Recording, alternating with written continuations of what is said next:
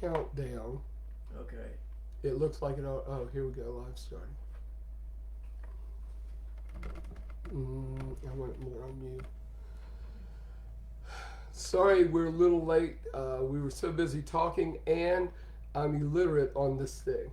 We're so glad when our social media person's back. I have the honor.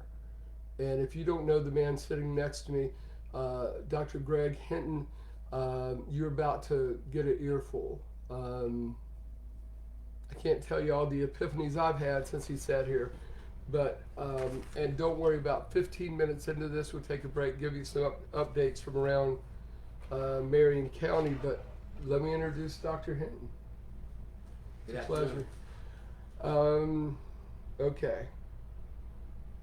Senior professor for Fairmont State University since 1989. Yes. I went through and counted your own 6th list of who's who nationally. See, I always get that thing in the mail where, hey, if you'll pay us $159, these aren't those. These are acclaimed physicians and professionals in every field. He's received at Fairmont State's Borum Award for teaching excellence 2 times. For only person to ever do that, right? Correct. West Virginia Professor of the Year by Carnegie Foundation and the Faculty Merit Foundation, and we talked a little bit about that. They only pick one professor from each state. Right. How many professors do you think we have in West Virginia? Probably 10, 20. Oh, there's many. So, and and they said he's excellent in that field. Excuse me. West Virginia Professor of the Year by Carnegie Foundation and Faculty Merit Foundation. And let me just interject too. The Faculty Merit Foundation, when they selected me, they gave me a check for $10,000. So that's a serious award. That's a no joke award. Holy cow! Nationally honored by Excellence in Leadership by Dominion, and we were talking about that a little bit. Do you want to talk a little bit about that award, because I love the history. There was an artist. Yeah. Well, Dominion Resources, and they took over Hope Natural Gas, which everybody's pretty hearing that. They wanted to participate in Black History Month. So in 1991, they had an artist named Carl Owens from Atlanta, Georgia. He did a painting of famous black men, a separate painting of famous black women, and he sent that to the schools where they have services during Black History Month. And significantly, the thing of the man was in black and white, but the women was in color. So then they said, we need to have living people. So 1992, they began recognizing 9 people nationally for that. And in the first year, they had Colin Powell and Douglas Wilder, who was the first black governor of the state of Virginia. Right. And then in years since then, they've had Thurgood Marshall, they've had Maya Angelou, Oprah Winfrey, Jackie Joyner Kersey, a great female athlete. Yes, sir. Willie Lanier, Hall of Fame player. And then in 2002, I was selected as one of the 9 people. And significantly, if you've seen the movie Men of Honor, yes, sir, about the Navy diver, Carl Owens. Yes, sir. I mean, not Carl Owens, Carl Bashir. Yes, sir. Okay, well, he got selected the year before, and they have a big ceremony in Richmond, Virginia, when they give the award. And he came to my ceremony. I had a chance to meet him, and Cuba Gooding Jr. played him in that movie. You know. Did he attend? No, Cuba. He was the movie actor portraying Carl Bashir. Right. But Carl Bashir was selected in 2001, and he came to the ceremony for 2002 that I got, and I met him personally. You know. What a great story of courage and overcoming racism. And if I'll send you, you forget your email address. Of the 9 people they recognize, they did a special ad in the Richmond newspaper, just me. Please. And I need to send you this ad because Sherry, it's awesome. Please. And Sherry Kinder is here with us. She hates it when I pull that camera around. That's right. So just know, by her own permission, she's not being on screen today, but wanted to be here with Dr. Hinton. Let me see. There's one. Oh, was the first mayor in a major Fairmont town, West Virginia town, who was black. Do you want to talk a little bit more about that? Because as I said that, we got in a great conversation because, and this is where I got my epiphany. A lot of times when we say you were the first black mayor, you're saying that somehow makes it lesser because you're a mayor regardless of your race. Talk a little bit about that because. Well, there's actually two things there, Frank. Okay. When you say I was the first black mayor, you give an inference there may have been a second or a third. Okay, I'm the only mayor that Fairmont's ever had is black. But to say that I'm a black mayor, it denigrates the position. I was the mayor, not a black mayor. I was the mayor of Fairmont who Yes, happened to be black. And typically, if you're other than white and male, they have to put an adjective on who you are. You know, and you notice nationally, we talk about minority authors. Yes, sir. You never hear the phrase majority authors. Right. You hear about women authors. Yes, sir. But you never hear the phrase male authors. No. White male authors. Because we are the standard for which America judges everybody else by. I call it DWIM, dead white men. Hawthorne, Emerson, Thoreau. Okay. Now. Hemingway. Yeah. And if you're other than them, you're a female author, or you are a minority author. No, they were authors. I hope you get that, because I brought up to the point that when Barack Obama was elected president, I had a lot of people tell me, now we have someone that looks like us that is in that office. But look, the other side of that coin that you just made, he was a phenomenal president. He wasn't a black president. He was a phenomenal president for everyone. And it's amazing to me that we hear that, but we don't see that. You know what I mean? There's a great saying that I just caught up on with C.L. Lewis, I think, who said the eyes can't see what the mind doesn't know. And I think that goes true with race, because we are constantly seeing things, but we don't understand it as racism. What we understand it is, here's a person complaining, here's a person whatever. But wait a minute, there's a reason, and we got to understand that. At that point, I did ask him to talk to us about being in our Marion Minds discussion on race, but we'll talk about that later and see if I can get you to sign on. Because I don't know anybody more proficient. I think what you teach in your classes in history, as well as, I mean, you don't remember me, but for Martin Luther King Jr.'s holiday in recognition, there was a speaker that came, I'm going to say Atlanta, Georgia, just because I take Prevagen, but I didn't today. But you had a speaker there, and you introduced him. He was phenomenal and said a lot of the things that we're saying today. But I'm telling, unless people can hear it, unless people get to see people who understand these issues in a broader understanding, we're just going to keep seeing what we see. Yeah, let me say something too. I didn't tell you earlier. This dawned on me. One of my proudest things I've done, and we used to have a course that started in Fairmont State, and it started in the fall of 1993, called Race, Class, and Gender. And what happened, that class grew out of the president's office. Right. Bob Dillman was the president at Fairmont State. And this is a fact, and to me it's a sad fact. And he was there for 8 years. He hired more African American faculty in his 8 years than the other 140 plus put together. Yes, sir.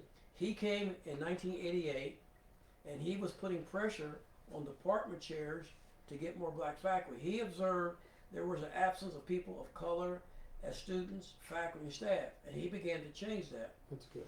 Well, I had no interest in going to higher education. I was a lawyer downtown, 1988. January of 89, he came to the NAACP meeting, and he told us, we had a meeting in the courthouse, our group, and he said, I want you guys to understand, I want Fairmont State to be part of the black community, and I want the black community to be part of Fairmont State. I'm like, what? I mean, you know, and all of a sudden, I heard that. Then in the meantime, he's in his second semester at Fairmont State. So he'd go to a different one. Hey Frank, how you doing with hiring? And the response he kept getting back, we can't find anybody. We can't find anybody. This is his first year. Well, I talked to two people independent of each other. He finally got frustrated with that response, and he told somebody else, I'm sick and tired of you telling me what you can't do. Show me what you can do. And then he got the response from somebody else, and this time he used the word GD. Mm-hmm. I'm sick. And I thought, I had no desire to teach in higher education, but I want to be a part of what he was trying to do. Wow. And there happened to be a guy was teaching business law that spring. He retired, and they had a job opening, and I applied, and I got hired. Wow. And his leadership drew me to higher education, okay? And just so you know, my first accolade, the Bourne Award that you mentioned earlier that I've only get it twice, well, Wendy Radcliffe was the president of the student body, and she was upset because it was a faculty committee who determined who was the best teacher. She said, they don't take the classes, we do. So she proposed in student government that they give a teacher of the year award because they take the classes. So I was there, 89, 90 was my first year. 90, 91 was my second year. And I received the only ever student government teacher of the year award from student government. Wow. Okay, because they decide we take the classes. Yeah. Okay, and I had to be there for 5 years to be eligible for the Bourne Award. Okay, so after my 6th year, I got it in my 6th year, Yes, sir. and I got it again in my 7th year. Well, if you notice, the criteria today says to be eligible, you have to be there for 5 years, and you could not have won it within the last 5 years. They changed the rule after I won it the second time. And when I couldn't get it, and I didn't really want it, but I was selected as the advisor of the year for the whole campus. So for 3 years in a row, my picture was in the hallway in the administration building because they put that in, because she knows what I'm talking about. So, yeah. She took your classes, and Yep. and has bragged on how challenging your classes were Yeah. and how much you learned. Well, she gave me a compliment. I ran to her one day. I was on the way out the building, and she was coming in. She'll probably remember this. She said, "Oh, I was coming to see you." I said, "Oh, okay." She said, "I just come to thank you."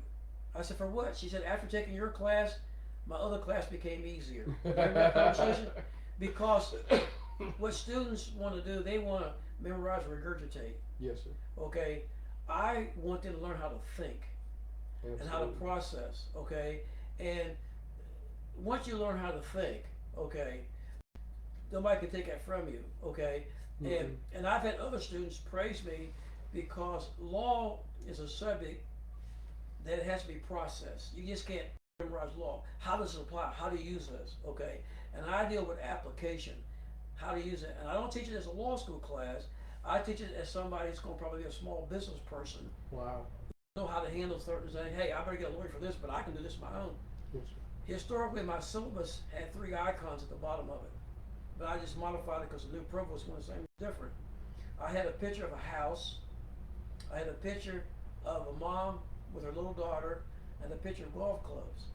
And I did that purposely because I told my students, I said, with this class, if you take it seriously, I said that house represented, I had a non-traditional student, and because of this class, he saved $3,200 dealing with a contractor without having a lawyer. I had a mom and a daughter on there because there's a concept called consideration. It's a hard concept, and I have give a single chapter quiz on that concept. But Christine Hines was my student from Graph. She was a non-traditional. She explained that concept to her mother. Her mom explained to grandma, who was in Ohio, and mom saved $2,000 dealing with a contractor in Ohio because of what grandma learned from my class. Wow. And then I had the golf clubs. Jake was one of my students, and Jake was on the golf team, and Jake was working for a golf shop in Morgantown. Okay. Well, him and his teammate closed the shop up the night before. The next morning, the owner goes in, the alarm is on, but the front door's unlocked. Mm. So he fired these two guys. Occasionally, I bring things to the class that's not in the textbook. Yes. So I happened. So Jake came back. So he had me for 2 semesters. Jacob Helmick's his name. And he said, Dr. Hinton, did you tell me? I said, yeah. Well, at the time, the law said if your employer fires you, they must pay you all they owe you within 72 hours. And if they fail to do that, they owe you liquidated damages. Okay? Well, that statute's been changed a little bit. So anyhow, Jake had written a letter, brought it in. I said, Jake, change this, change this, change that. So he did. So he sent me a letter to the guy who fired him. He got a response back. I got your letter. I'll send you a second check. Well, leading up to that, Jake texted his employer who fired him, can I pick up my check on Wednesday? That was the end of the 72 hours by law. He said, your check won't be ready until Friday. So it was ready Friday, and Jake said, hey, I'm busy, can I come in Monday? So he came in Monday, but Edie went after Wednesday, 72 hours expired. So when he got the letter, the guy who fired says, we'll see a second check. He got a second check under liquidated damage by statute that was so big, he bought a brand new set of golf clubs. No. That's awesome. Right hand to God. I believe it. Jake Helmick will tell you exactly what I just told you. But that's something that I bring things to the classroom that are related but not in the textbook and I hold accountable for. Because I try to help my students become astute businessmen and businesswomen, Yes. okay, where you can handle things legal or related, you don't need a lawyer. And I want, the word I use, I want to empower my students. Wow. Let's take a break right there. I usually take this time and kind of bring you guys up to date on things coming around Marion County. That'll give us a chance to take a break, and we're going to come back to Dr. Hinton with some hard-hitting questions on race relations. And you know what? There's actually a space in here. If you have a question, you can type it in. But going on around Marion County, I just wanted to tell you guys, our Heroes Awards that we give out every year, a committee's been established, and they're in process of starting that. So that'll be coming up. Also, we're going to have our community baby shower for new parents, expecting parents. We bring in educators to tell you how to raise children safely. And a good friend of ours, Carolyn Jones with Family Services, teaches proper discipline. Jody McQueen from Happy Project talks about shaken baby syndrome, some other things. And we give them a lot of things they need when they're first starting out with a child. That's coming up in June. Christmas around the world. I can only tell you a little bit because only a little bit's been developed.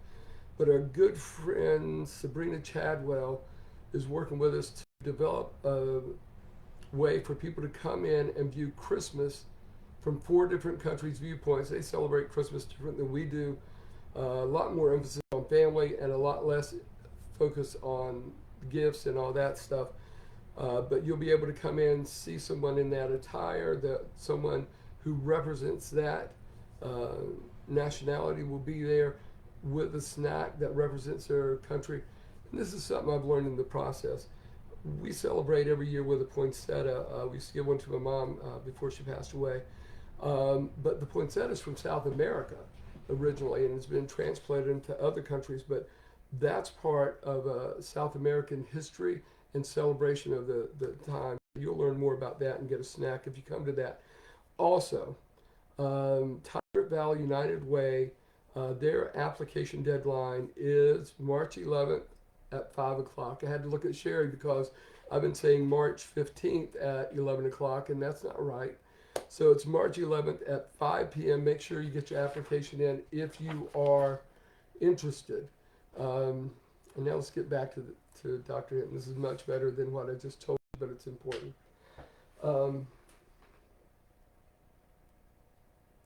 What else can you teach me that I don't know? I'm sure you don't have that kind of time. But what I don't know, because the more Sherry and people like Ebony, I keep calling her Ebony because she has 2 last names. It's Williams. Oh, it's not It's Ebony Jefferson Williams. Okay. Yes. So when I talked to Ebony Jefferson Williams, I learned a different point of view because I'm telling you, I thought I had it down. I'll be honest with you. I grew up very poor. I grew up in a military town where there were people from all over the globe. And I thought I knew, but let me tell you something. What you just said about people recognize you as the first black mayor, not just that you were mayor, blows my mind because that, I mean, so how do we get through this? How do we get? Well, let me say something to you about black and a little history lesson for you probably. Because we're supposed to be a Christian nation, Mhm. the white American had to find a way to justify slavery and the other injustice that went on. So, in the minds of people, we became less than because we were not white, Mhm. okay? But any time that we defied that mindset, it ran into opposition. Yes, sir. Now, I'm going to give you a couple history lessons, okay? I'm ready. The first 15 Kentucky Derbies in the United States of America.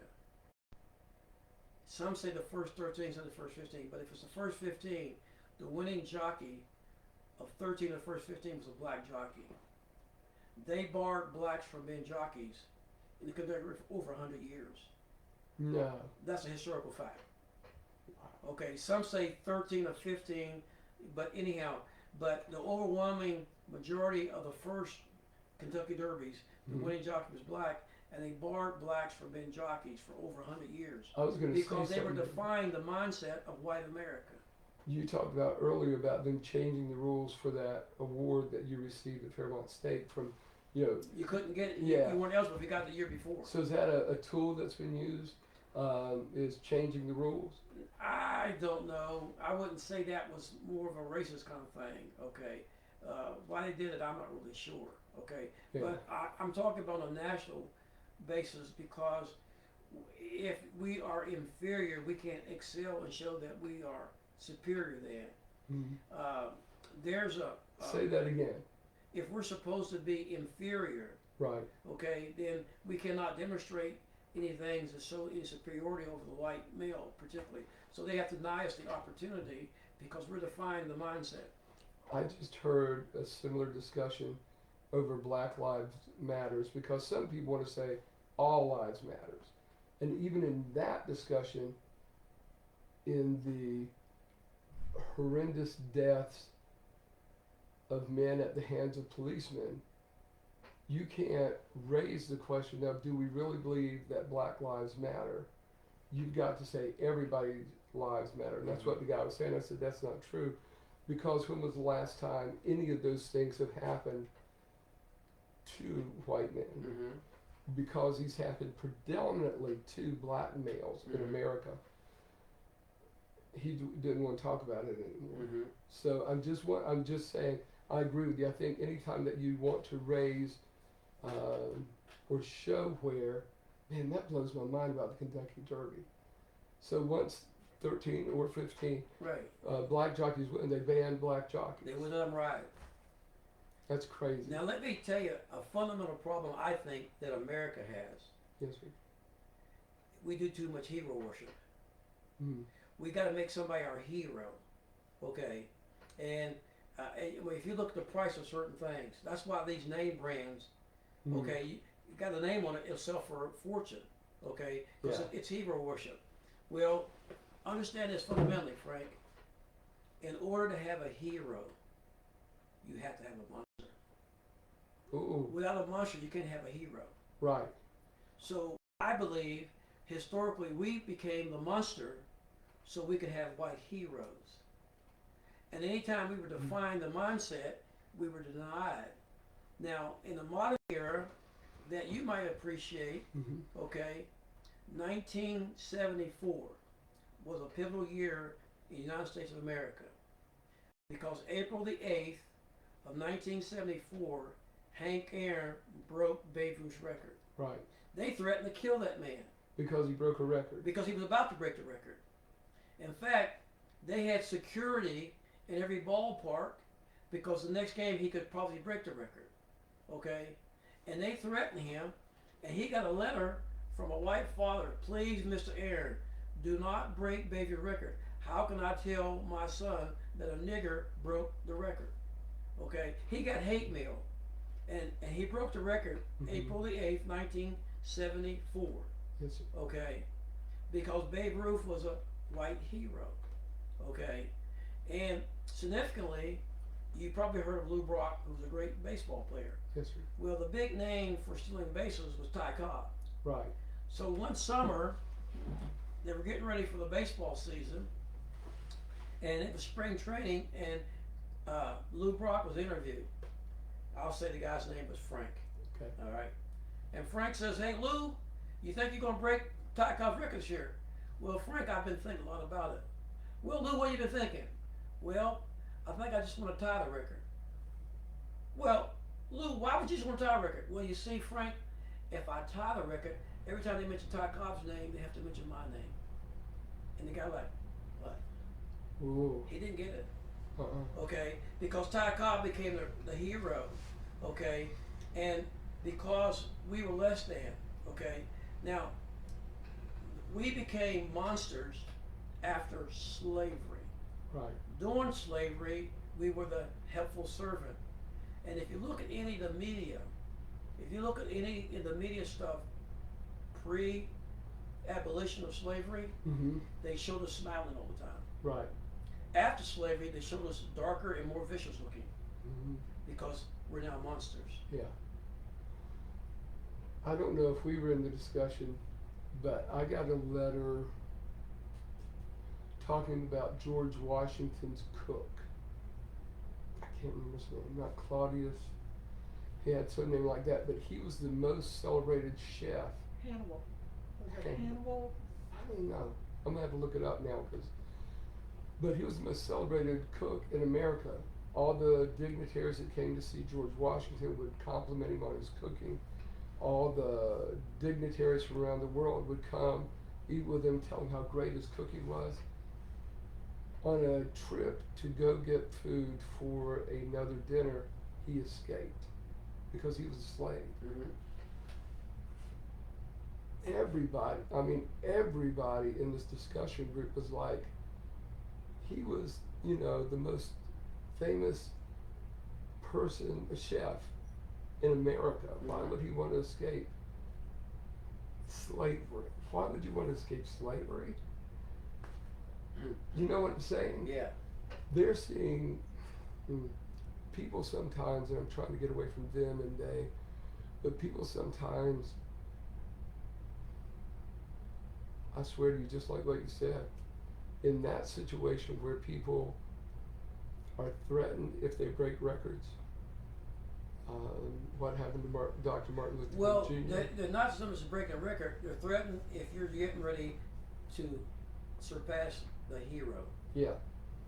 And the hero is going to be a white male. So so probably they think, well, why aren't you just happy playing the game?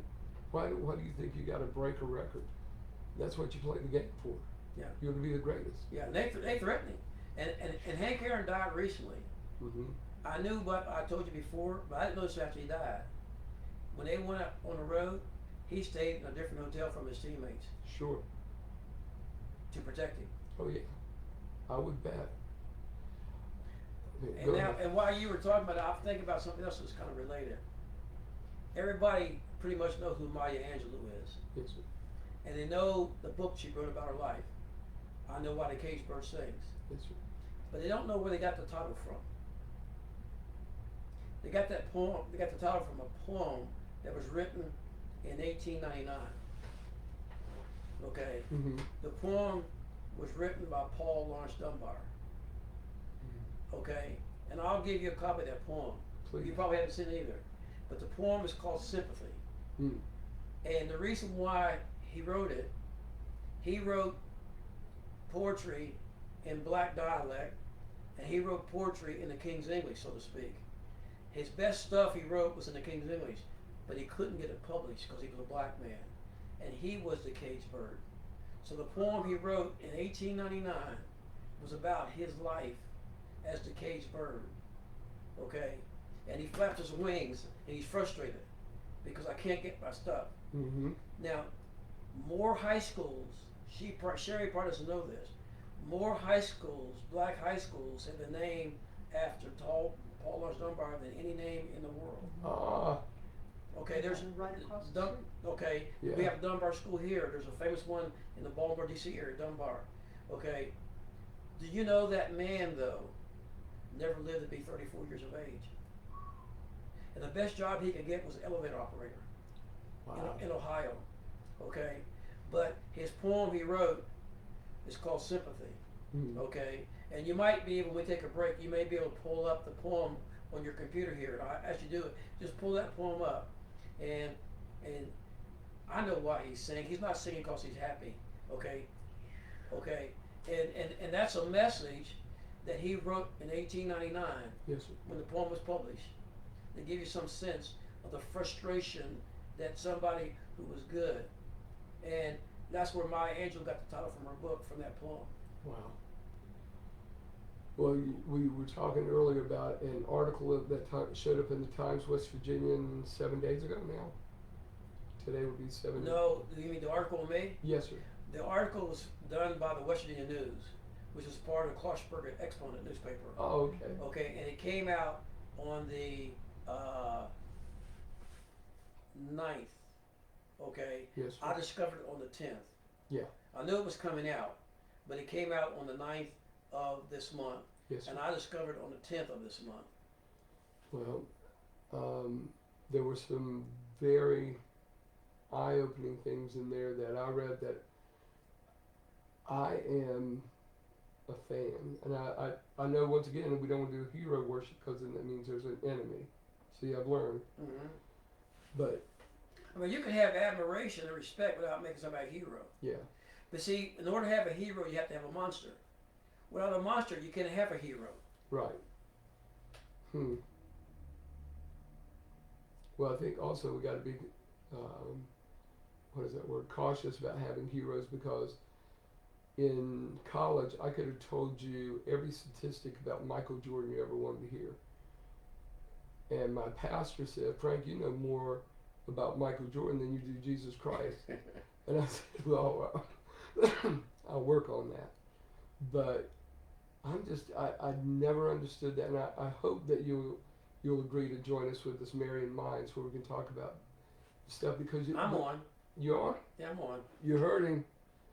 But I'm just saying we have to get more people to understand the larger picture of this, because it is not, I agree with you, I think it's not just hero. Well, let me say something to you.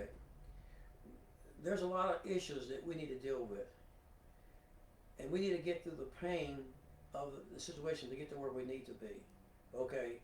And so you know where I come from. Yes. I'll make it really clear to you. Okay? Back in 1909, they had this thing in America, it was called the melting pot. Yeah. Okay, we had all these ethnic minorities who came to America in this big cauldron, and they came out.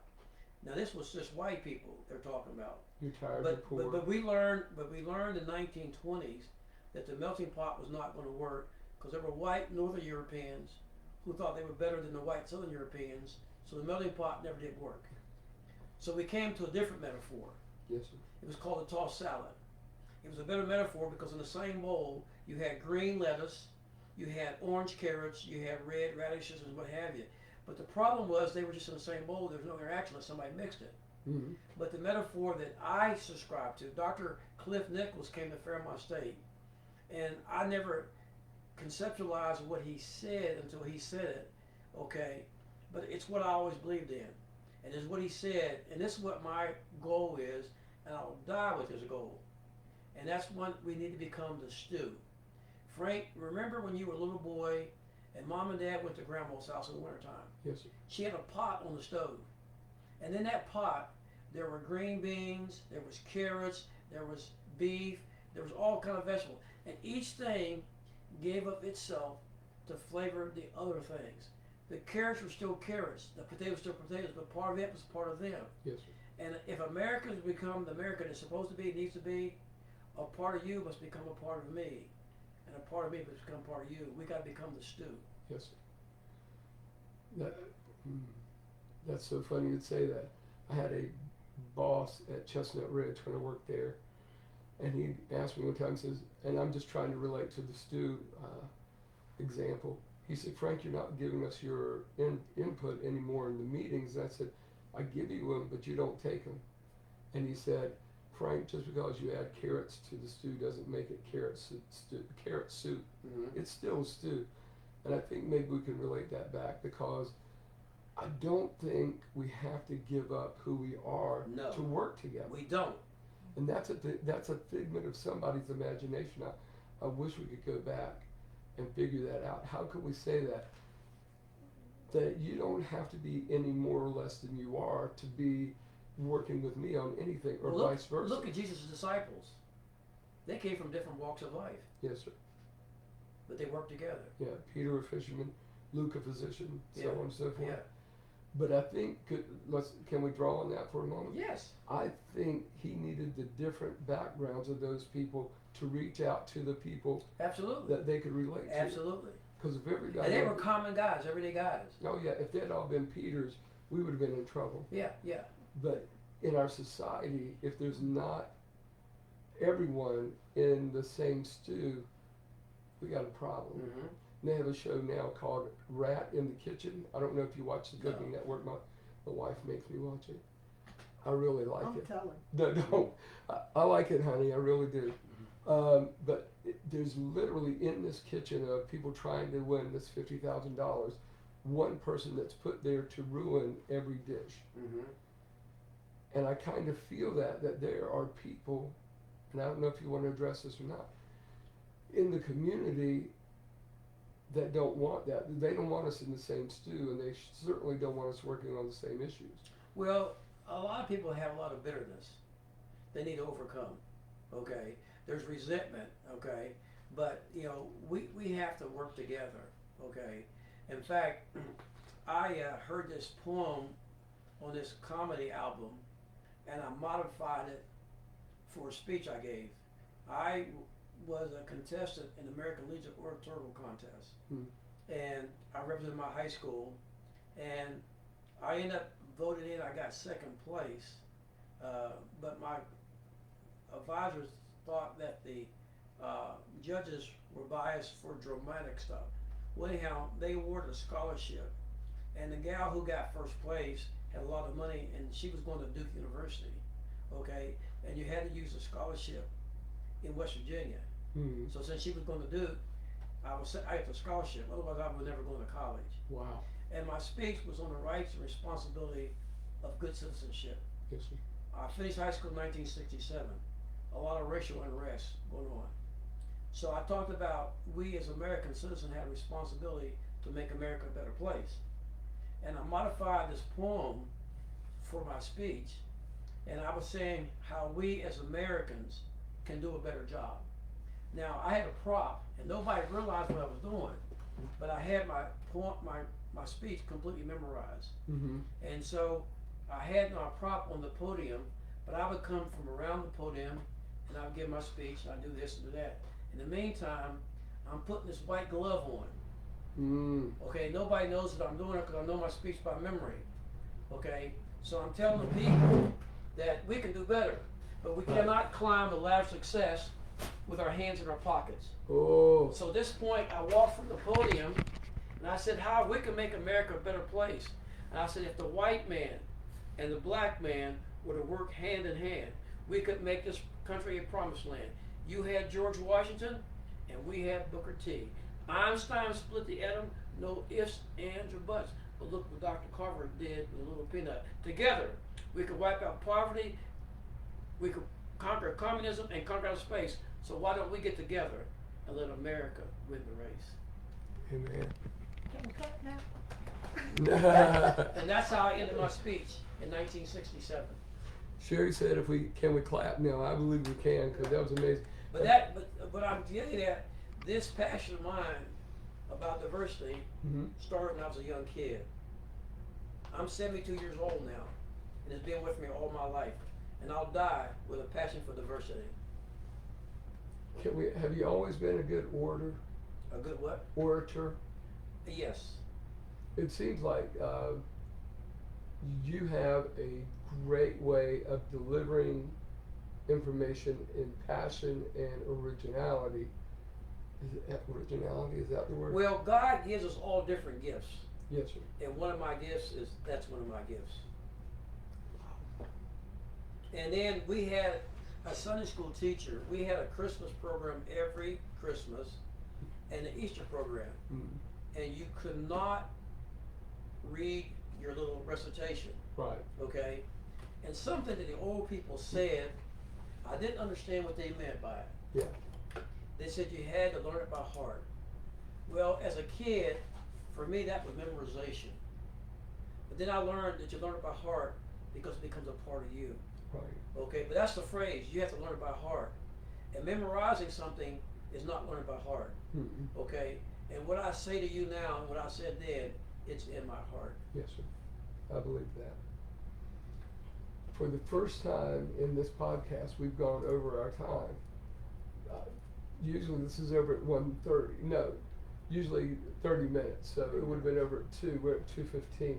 But I want to give you an opportunity to say whatever you want to say about Black History Month, about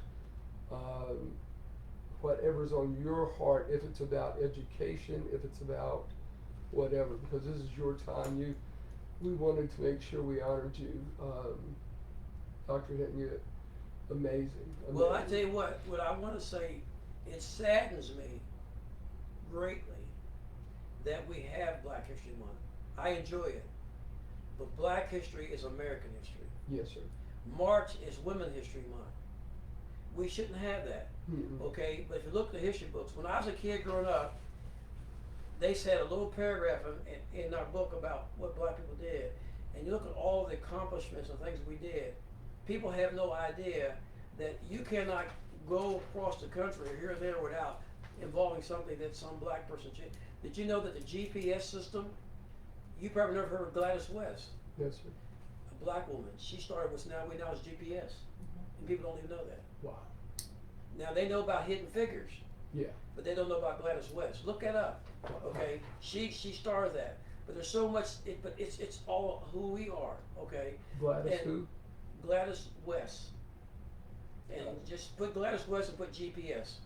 Okay. Okay, but when we make American history, there was a fire department in Louisiana many years ago, and they had a fireman got overcome with some fumes. Yes, sir. So they ordered a gas mask. And then before they had their next fire, they learned that the gas mask was invented by Garnet Morgan, a Black man. They sent it back. The next fire they had a fireman who almost died from the fumes. Guess what? They ordered the gas mask back again. But they denied doing that. And I tell you what I'd like to do at some point in the future, so you can write this down. I'd like to talk to you and the community about stages of racial identity development. Racial identity development. Right. For me as a minority, there's 5 stages that I go through. And then for you as a member of the majority population, there are 6 that you go through. Okay? And then I want to add to our discussion is dyad, D-Y-A-D. Dyad has different connotations to it, but in a sociological context, dyad is the interpersonal relationship between groups or persons. Yes, sir. And there are 4 options, okay? And I'll use you and Sherry as my example of this, okay?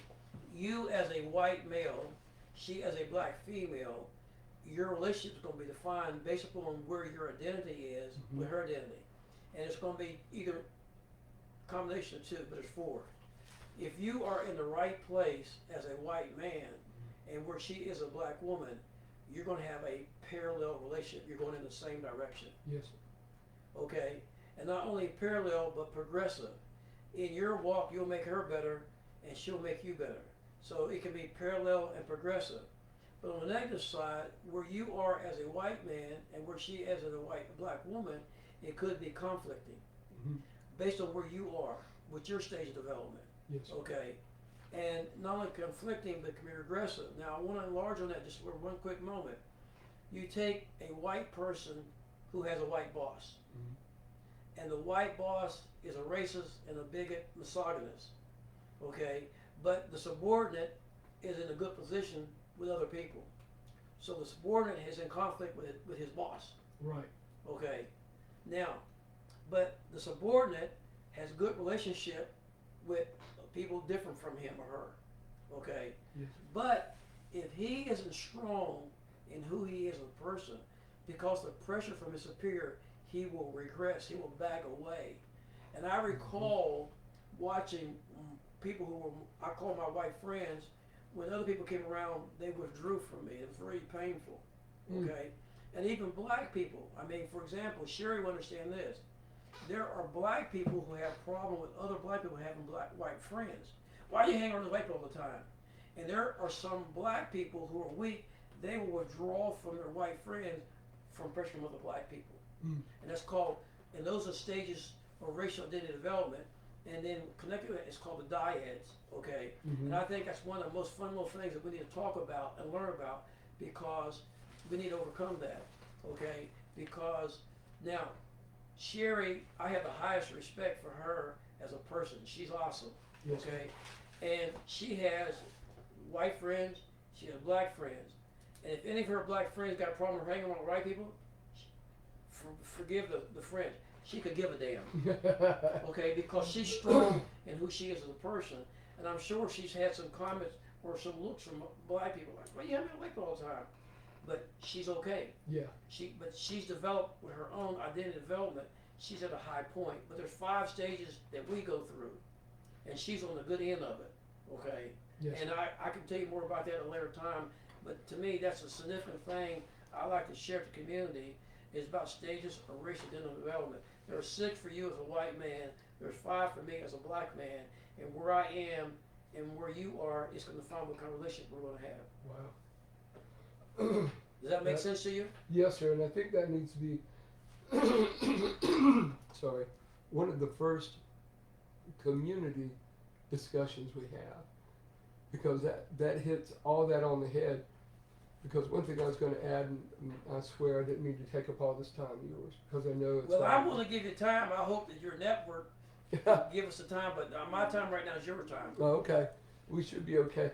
But there's a lot of people that I run into, and even when I hired Sherry, they're like, Frank, you know, why are you trying to meet a quota? And I said, well, there's no quota.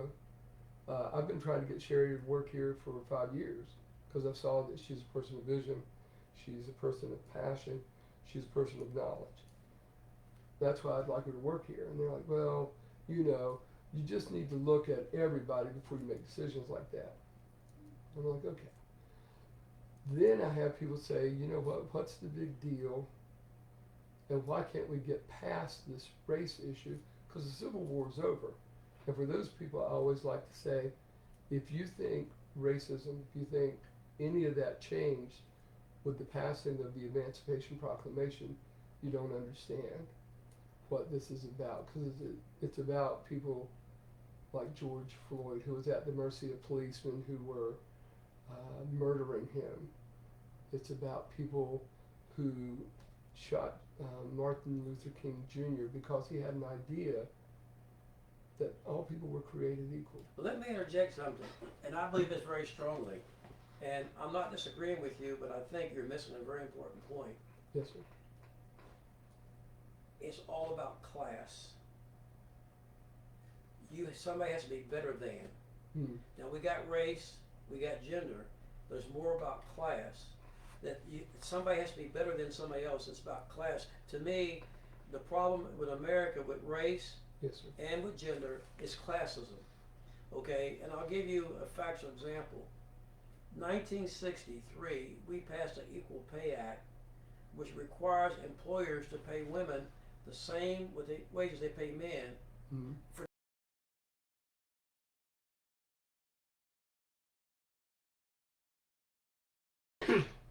every year they come up with analysis. Women are paid right now. I think it's 84 cents To the dollar. a dollar with a man. And every year that law has been violated every year since 1963 Yes, sir. because somebody has to be better than. Okay, race is an issue, gender is an issue, but the biggest issue for me, Sorry. personally and professionally, is about class. Yes, sir. For those of you listening, I have a sore throat and drainage. It's not COVID. But with that, would you get my drink? It's on this table. With that, I want to take time to thank Dr. Hinton. And I believe this is the first of many great discussions we're going to have on this, because the issue of diversity is a key word a lot of people like to throw around, but they don't understand. Sorry, Dr. Hinton. But if you would, you've agreed, so I'm gonna make sure your name's at the top of the list when we start having this discussion. And if you would help us put that meeting together, I would appreciate that. I got a lot more to give you. All right. Folks, this has been Family Matters.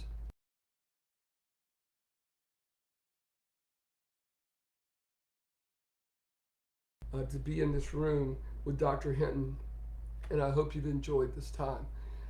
We will talk to you next week, and thank you so much for viewing, and we will talk to you next week.